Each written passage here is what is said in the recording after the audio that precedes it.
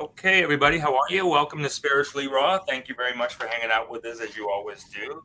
And as always, we hope you woke to the most miracle morning and are also having the most fortunate day today. Our good fortune, our dear friend who's fighting the good fight, Louis Herms, is here with us today. So he's going to share with us his journey in his life so it can hopefully help you in your journey in your life. That's usually the plan, isn't it? So, anyway, again, all of Lewis's links will be in the description below. He's doing a Truthathon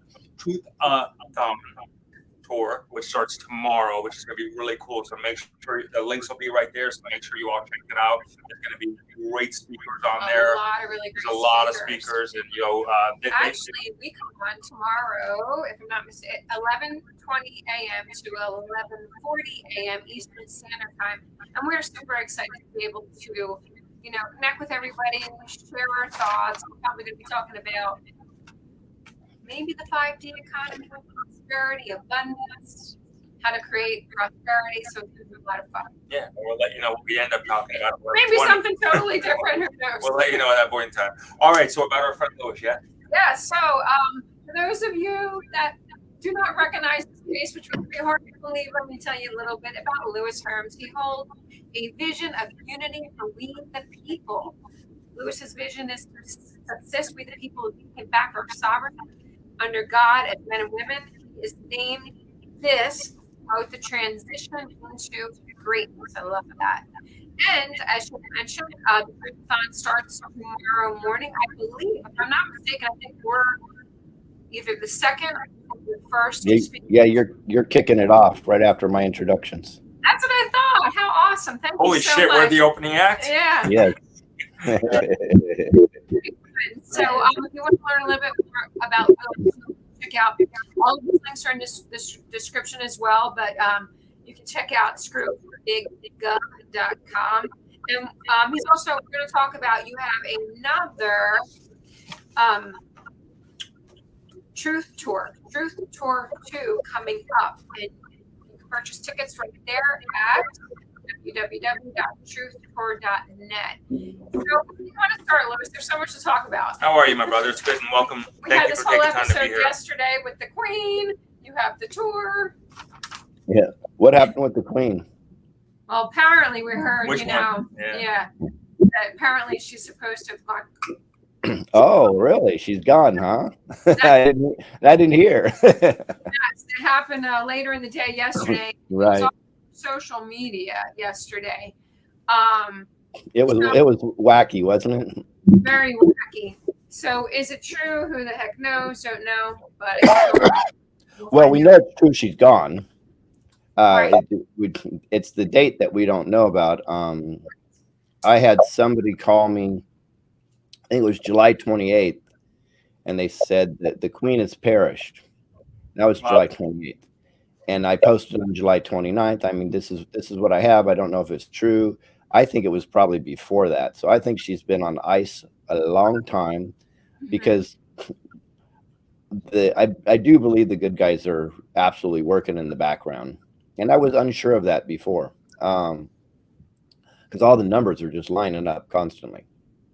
I mean, I'm actually glad that you just said what you just said. Let's talk about this for a minute, because I want to get. This is our first time meeting you in this environment. So thanks for taking a minute to come on and share a part of yourself. It's very rare that you meet someone who, we all have things that we offer into life, but someone who really is working diligently to change the trajectory of humanity. So good on you for that. So let's get to know you a little bit. What's been prompting you to even get into this world, man? Like, what's your thing, and when did that start for you to be like, okay, you know what, I'm going to take this from just my thoughts, I'm going to take this to the field, to the streets, to the people? What happened? What was that trigger for you? Yeah, that's a great question. I've been very, very awake for a long time, and what I've noticed, I just said this to somebody yesterday. I think the truthers, most of them probably were rebels when they were younger. And I was a good kid, but I was very rebellious of any establishment telling me what to do. Right. So I've always learned and dug into things, and a long time ago. I mean, I knew about big pharma from 35 years ago, and I already, yeah. and so somebody taught me about that, and then I was digging in, and I was really into digging into harp. Lord, I don't know how long ago, 15 years ago or whatever it was, when you could find everything on Google. It was right there, and then I noticed that the actual government created the most aggressive mortgage lending program ever called HARP. And then suddenly I couldn't find anything on the HARP I was looking for, even though they were spelled differently. So to me, that was intentionally. So that's why they named it that, in my opinion, because they've done it several times. They flood the media with something that's going to dilute what you're actually focused on. And then 9/11 came along. I was screaming that the towers were controlled demo on that day. But the reality is, I tell people this is within 3 days of me being whitewashed by the media, I've started buying into the narrative. And that was mass MK Ultra, if anybody knows what that is. Then I woke up again about a year or two after that, and I was again just aggressively learning and anti-establishment, so on and so forth. And then at the beginning of the lockdown, I got tweaked. I'm just like, this is not working for me. And I was watching a lot of things. I guess I probably, because of Janet Osbard from she does all the Fall Cabal movies. That probably was my my biggest trigger to get active. And then I started watching a lot of films, and I noticed one thing that was very serious for me, which is good, and I didn't like it at the same time, is that all the films that were out there and all the shows that you would watch and all the interviews, they were appealing to us, the people that were awake. So we were literally speaking to our own echo chamber. And I'm mad about solutions. I want the solutions. And I said, well, if we're stuck in our own echo chamber, all we're doing is giving some information back and forth, and then we're going to go truth barf on somebody, right? And I said, that's not going to work. So what I figured I would do is I made my first film called 2020 Vision, and it took people through the steps. So I acted as if I was talking to somebody that wasn't completely awake. And then so I talked to them about a paradigm shift at the beginning, how I prove old conspiracies were actually true, so they can activate themselves to the message. And then I proceeded to try to wake them up to the message. And then I guess I just became somebody that was more of a teacher in this movement than a filmmaker, and it progressed from there into today I've got several websites, and I'm running my second Truth Tour and the Truthathon this weekend. So I felt I was called from God, and I know a lot of people say that, but I've definitely learned that if I'm called or my instinct kicks in, I just go with that right away. I don't second guess it anymore, and it's turned out to be pretty fantastic. Yeah, that's great. Did you have support within your house, or because there's a lot of disconnect between family members? Yeah. How did that role play out for you? That's a great question. So my kids that lived with me they're indifferent. Maybe one would be like, oh, Dad, that's just crazy talk. You know what I mean? It's not a big deal. My wife was 100% supportive, and I'm very blessed for that, because there's a lot of husbands and wife that actually been fractured because of this movement. She's been extraordinarily supportive the whole way, so that's good. And then I've had a couple kids that actually disown me because I'm a licensed clinical domestic terrorist, because January 6th I was there, and January 6th, and I was very active on that day, and therefore I must be a domestic terrorist racist, which is odd because they know me exactly the opposite. In fact, that's Martin Luther King right there, right? Which his pictures have been up on my wall, and his books in my house way before this movement even started. Somebody I want to write a book about one day. So they know better, but they're just so triggered into this, and the two girls that disowned me, they're straight out of college. They don't know that's why they are the way they are, but it is what it is. So I'm patient. Hopefully they'll come back into the fold one day. But so this does fracture families. Taking a stand does. How are you handling that, Lewis, with your children? Because so many people are going through that, and that's got to be very painful. Well, I'm a really patient dude. I mean, some people would say extraordinarily patient. So I believe that everything comes out clear, all things are revealed in life in general. I'm not just talking about this, and everybody comes around, and they will. I also believe that our existence, bless you, our existence are a lot longer than the 80 or so years that we're on this planet in the flesh. So I guess I have a longer fuse for patience than some, because that's my outlook. You know, That's good. you were on High Vibes Up earlier this week, and you were talking about just some things. You were just trying to get people to wake up, literally wake up. So I want to kind of get your opinion on a few topics here that are really hot on people's minds, and really get your view of how you see it in this quote unquote truther world. There's so many people, as you know, and I think you maybe made light, but they're hanging on to this whole Nasara Jasara concept. Checks for all my friends, properties for all my friends. Everything's getting paid off. I got my $30 billion coming next week, so here's my project plan, my business plan for that. Again, obviously, our us being human, our ability to be able to hope is what we hang on to. So, but what is that from you? I mean, pragmatically speaking, how are you seeing this, and what can you advise those people that are really, that's it, man. This is what they're hanging on to. What can you advise them? Do you say stay the course, or do you like, wait a minute? Like, what do you say to them? Well, you just said one of my favorite words is I call myself I'm pragmatic. That's who I am in this, and I like to break things down logically a lot also. So I would say to Nasara Jasara, by the way, I don't believe in the hopium, and I don't believe in fear porn either. I think they're extraordinarily dangerous to a person's soul when you buy into everything on the hopium side or on the fear porn side. So what I would say to them is I'd say let's use some common sense and break this stuff down. Okay. So if trillions and trillions and trillions of dollars are flooded into the markets, right? That's one of the stories that we hear, that trillions of dollars are going to be flooded in the markets. And we also hear that real estate prices are going to go down to the levels of 1950. So I love math.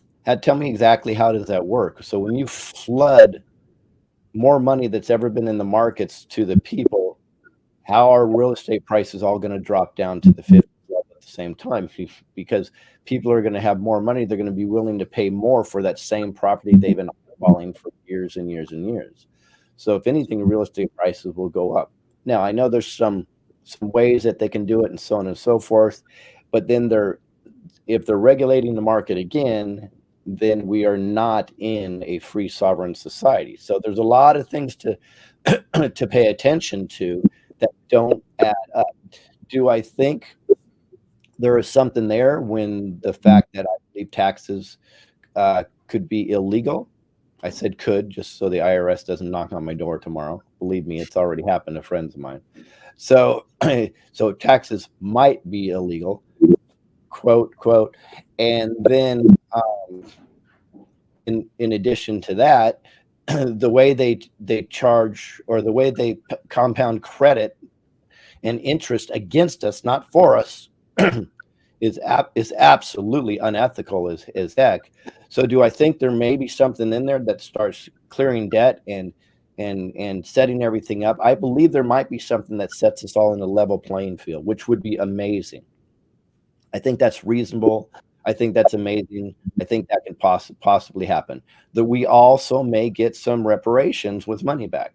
That's all good.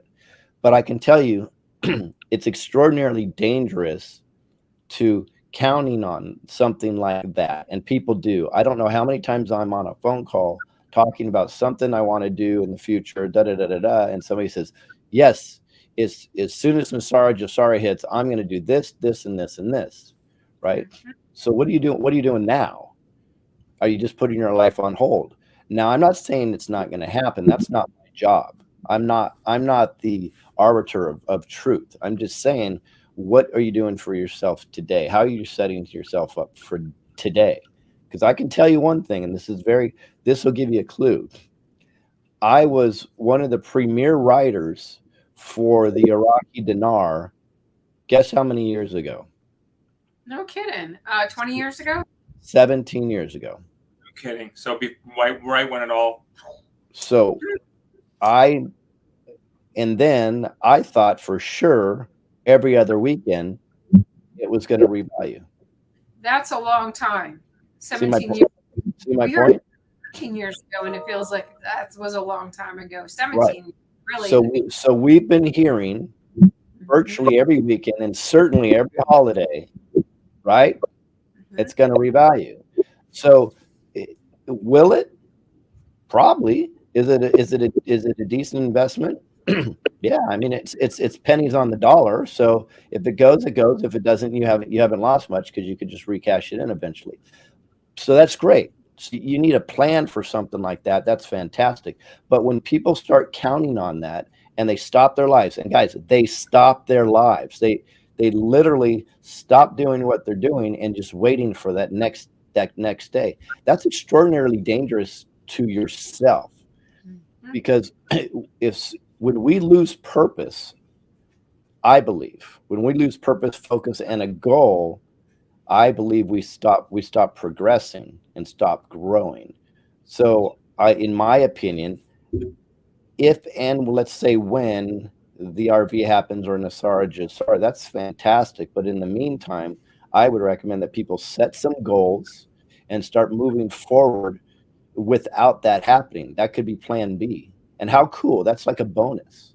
Exactly. Yeah, like that a bonus. is Good, healthy way of looking at the it. best, most sound advice. Louis, we get emails. Jay's on the phone with people all day long. The emails that we get, people crying, like, when is it going to, I need this, when is it, I just lost my family member. Because the stress level that this has been creating is just insane, because they're putting everything in that one bucket alone. That being said, you have a truther tour coming up, and you have the truth telethon, the Truthathon. I apologize. Truthathon tomorrow. How do you reconcile when a lot of people in this community have been infiltrated and are delivering messages that are creating this agenda? Well, again, I think, okay, so one of the reasons why I bring such a diversified cast onto the Truthathon and to the Truth Tour is, like I said, I'm not the arbiter of truth. So I will bring as many people together as possible on the same stage that may have a disagreement with each other. And as long as we can, ethically and responsibly have that conversations and respectfully, it's a big deal, because I believe we're all adults in this, and adults need to make their own decisions. So if anything, I think I'm doing service in the long run by bringing such a diversified cast together, because I'm hopefully, if I am a mentor or a teacher, I don't know, I'm giving people an opportunity to really hone in on their own discernment. And the way they do that is by having different messages, and they're going to have to figure this out. I know there's a lot of people say, well, just tell me what I trust you. So just tell me. Go, no, guys, that's what got us here in the first place. Right. I should be trusted no more than Bill Clinton was trusted. Right. Because what happens is that charming guy, Bill Clinton, was trusted by a lot of people. And look where we are today. Right? Do I appreciate somebody trusting me or valuing my opinion? Absolutely. But, Reagan me, trust and then verify. You know what? it feels like that era has been so long, but you just said something and it, like, you know, it was like a flashback. Remember when Bill Clinton was in office, everyone, and everyone thought he was the most charismatic leader. He was going to change the country, change the world, and he had everybody literally eating out of the palm of his hand.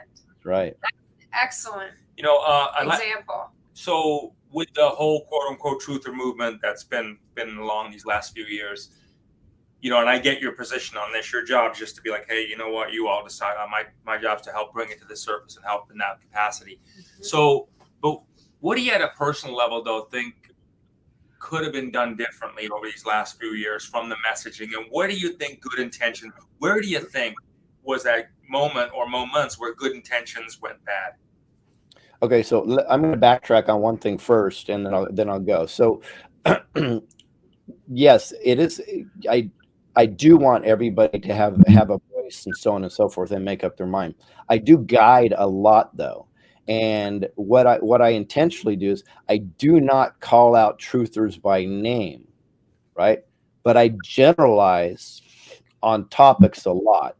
And if anybody really has paid attention to me, they know that I'm probably the toughest on truthers in general, but I generalize. And so here I tell a story often, but since we're on a new audience, I'm going to tell it, and it's very important. Are you familiar with Joe Gibbs? Joe Gibbs he used to coach the Washington Redskins. Okay, got it. Yep. And now he's a huge NASCAR guy. So what Joe Gibbs used to do is he would watch a player on his field do something that he thought was inappropriate or could be done better. He would not scold that person until they got in the locker room. And then he would generalize. He wouldn't call the person out by name. He goes, you know, guys, I see you out there and you're doing this, this, this, and this, right? And it needs to stop. After he left the locker room, inside the locker room, there'd be 5 or 6 guys saying, oh, he was talking to me. Oh, he caught me. He did that. And everybody said, no, he's talking to me. He's talking to me. And they start to say, so what happened is he knows that there's more than one person doing some things. So I will use that same tactic when I'm talking about truthers in general on the direction, and people can use their own discernment. But the other thing, what I believe it does is it opens them up to start thinking, oh, let me pay attention to the way this person behaves and this person behaves and so on and so forth. And I think it's extraordinarily important for people to figure it out on their own. But I absolutely try to act as a guide, and I try to guide people to hopefully to help them out with that. I totally agree. We hear, you know, for a long time, we've heard so much about the white hats, the black hats. Do they really exist? Do they not exist? Is there some force or energy or team that are really on our side? Mm-hmm. What are your thoughts? I'm starting to really think for a while, I've been questioning that for a very long time, but I'm kind of really more moving to the concept that I believe that we are the white hats and we are the black hats. And I'm very interested to hear your perspective. All of the above. I believe we have, okay, so number one, I believe we, the people, are really the white hats, but I do believe there are good forces working in the background, more structurally, more on a kinetic way. I believe that there are absolutely black hats. We know that. I believe there's infiltrators on both sides. 100%. There's infiltrators from the truth movement. There's infiltrators that we are going to find out, hopefully in months, not years, that there are people that we thought were bad within Congress that were actually people that are good, that are playing a role. I believe that. I believe we're also going to find out that there's truthers that we think are good, that were extraordinarily controlled opposition to try to drive us in a certain direction and then to cut us off at the knees constantly. I believe that's going to happen also. But the reality, if you go to those drops on that number 17, I think it was September of 2018 was the last time they posted trust the plan. So what happened? It's not that message that's the problem. It's not the Nasara Jasara message that's the problem. It's the people that disseminate the information to us that are the challenge. Are they using it for their own selfish gains? Are they using it for money? Are they using it for clicks to build their format? Are they using it to divert us? Are they just using it for their own fame? Right? These are all the questions that we should ask, because the trusted plan, what I believe trusted plan is, it's everybody here paying attention, watching right now. We the people are the plan. We the people have been the plan from the beginning. And I sincerely believe that God has already won this war, this battle. I sincerely believe God's already won it. But it's we the people need to step up so we do not regress back to where we were before. So I do think it's a numbers game. And when the more we the people step up and understand and grasp this and will prevent this from ever happening again, that's how fast we can be done. If I believe if 70-80% of us were awake right now, we'd be done right now.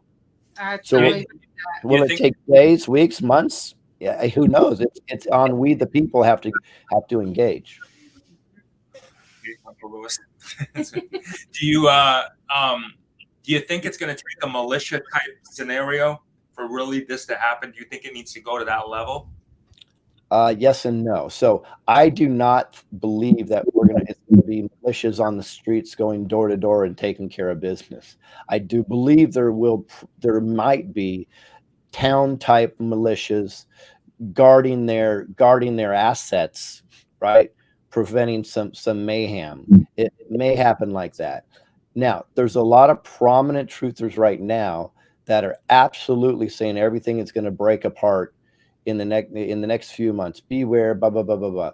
So we've heard these things before. And what I think it may happen, maybe what they're doing is they're prepping us for the worst, right? But it may not be as bad as they say. I do think there's going to be pockets of issues. I mean, look, the reality is the more truth that comes out, you're going to have the blue cities freak out, because unless we figure out a way to be inclusive to those communities, and I think we're smart enough to do that, it's whether we implement it well or not. And what I mean by that is we can just stick in our little red and blue corners if we want, but that will create more division, and then we will have kinetic battles on the streets. I think what we have to do is the more things break out, instead of being the I told you so's, I think we have to be the shoulder to lean on and really help people transition to greatness. And that's why I've nicknamed this the transition to greatness. So we have to be there to explain and guide, no matter how frustrating we have been, no matter how many names we've been called and crazy. This is not the time to say, hey, there you go, asshole, I told you so. It's just not good time. It's the time for us to open up our arms and say, okay, let me show you what's going on. And do not truth barf on them. Trust me. Just give them a little bit of information, plant that seed, and let them go digging. That's just my belief. And in the blue cities, it's going to be tough, but I believe we can infiltrate in a good way to make a really positive impact. But I do wear rose-colored glasses. I always believe that there's a positive outcome in everything. From every tragedy, I learned something fantastic. But that's me. we have an election coming up, not that far off. What do you think is going to happen? It doesn't matter. And does it even really matter, Lewis? Okay. I think it's possible, and I know I might be on an island with a couple other people. I think it's possible that the election may not even pull off. And here's my reasoning for it. May be a little bit different than others. A lot of people would say the election's not going to happen because the white hats aren't going to happen. The military is going to take control, blah, blah, blah. All that may be true. That's the thing. I never sit in my corner and say, I know this is going to happen. I say, this is my opinion. Can you hear me squeaky in the background? My dogs have squeaky toys.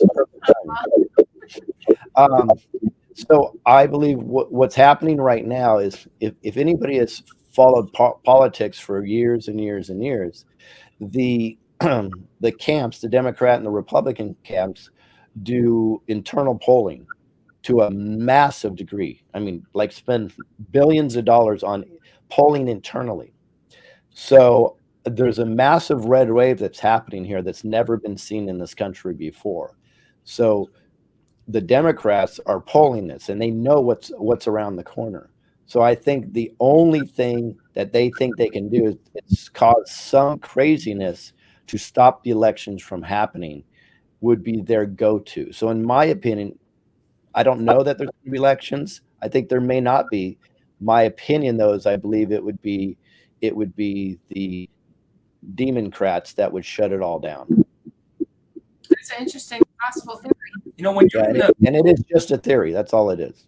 when you're in the field and you I mean, I can't even imagine what it was like for you. But I'll ask you, when you went on that first tour that you just recently finished up, what was it like, man, for you? Like, what was it? What was your expectations, and maybe what was different when you got there in the field and you met the people and firsthand? You shook the hands, you gave the hugs. Was there anything? Was it a different level of what happened than what you may have expected, one way or the other? Yeah, and you're referring to J6? You said over the tour you just got. Oh, the tour. Okay. Yeah. So here's what's very interesting. I knew the tour was going to be great because I visualized the tour and the ending. So I knew that it was going to be fantastic. What I didn't expect, and this is pretty cool, is I didn't expect the joy and the level of love that we the people had for us, the people that were speaking. That was a shock to me. I mean, I was shocked when every day people were running up and asking me to sign T-shirts. I'm like, I didn't even practice a signature. I'm like, what the hell's this? Right? I'm like, okay. And I came up with a really cool one right on the spot, right? And I just used it. I used it for the whole tour. So that was kind of shocking to me. I was like, oh, that was interesting. But then, I thought about it and I humbled myself and I go, well, you know what? We're just all connected. So this is part of the experience. So I dove into that. And then the best thing I think, which we cannot take any credit for this, whatever, is the connections and the camaraderie between we, the people in the seats, had with each other. That was extraordinary. I mean, there were tears in people's eyes because they're like, what? You live 15, 20 minutes away from me?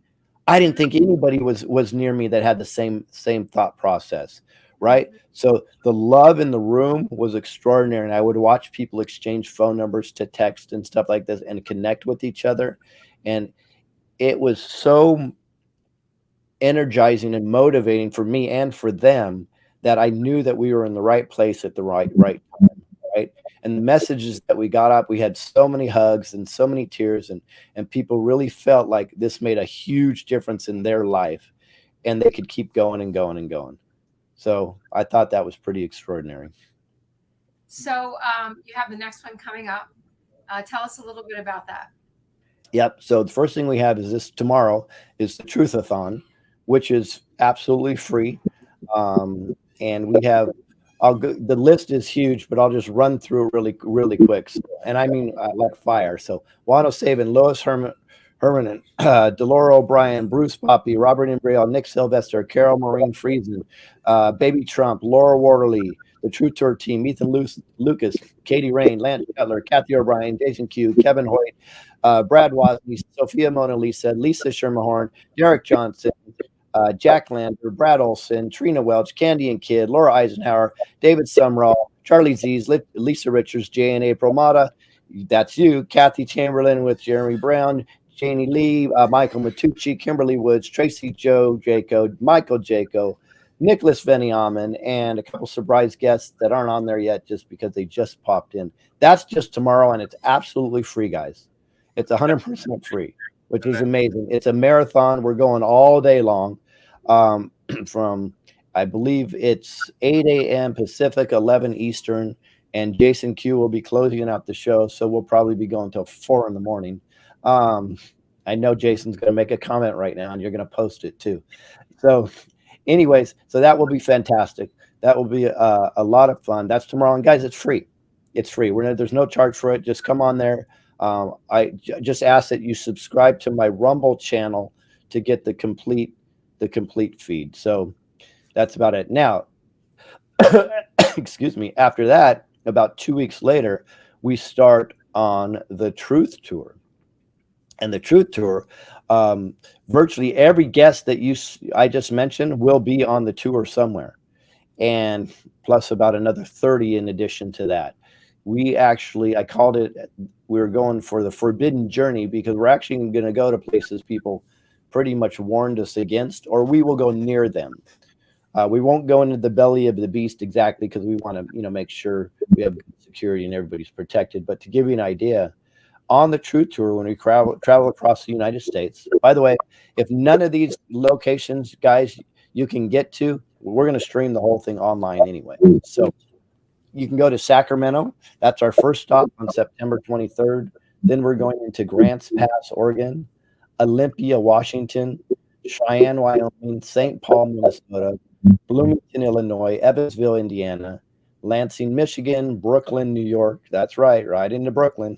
Boston, Massachusetts, Lakewood, New Jersey, Charleston, South Carolina, Tampa, Florida, Benton, Arkansas. We're going to visit Elvis there. If anybody doesn't know what that is, ask me. Lubbock, Texas, Tucson, Arizona. And then we have a mega event that we're closing out, a 2-day event in Los Angeles, California. Actually, I think the event's in Anaheim, but it's close enough. And that will be amazing. Now, anybody want to buy tickets, just go to truthtour.net. And I need to let everybody know right now, it's also streamed online, the whole 17 stops, well over 100 hours. But if you can't afford it, please don't feel like you're going to be left out. That's not our goal here. In fact, you can go right onto our website. There's a place to text message us. You can hit the contact form to email us and give us your story of why this is hardship for you, and we'll see if we can get you a ticket, or at least get you a discount. All right. We don't want anybody to say, I couldn't get the truth because my finances wouldn't allow it. That's it, and if you now on opposite, full disclosure, this financially, this is absolutely crazy on how much it costs. A lot of people think these things make money. I've talked to 2 people that run tours and they've lost an extraordinarily amount of money. I know how much I lost on the first one. So if anybody can donate, click the donate button. If you have ample wealth, help us out. That would be great too. But we don't want anybody that can't make it there financially not to be able to make it. So we'll take care of you also. We were on a show with Ken and Candy one night in the middle of your tour, and you literally jumped on. It was like 10:30, 11 o'clock at night. You were going from somewhere to the next stop, and you had all of the stuff in your van. The production to put this together is extraordinary. I can't even imagine the cost, the time, the energy, the love. It's priceless.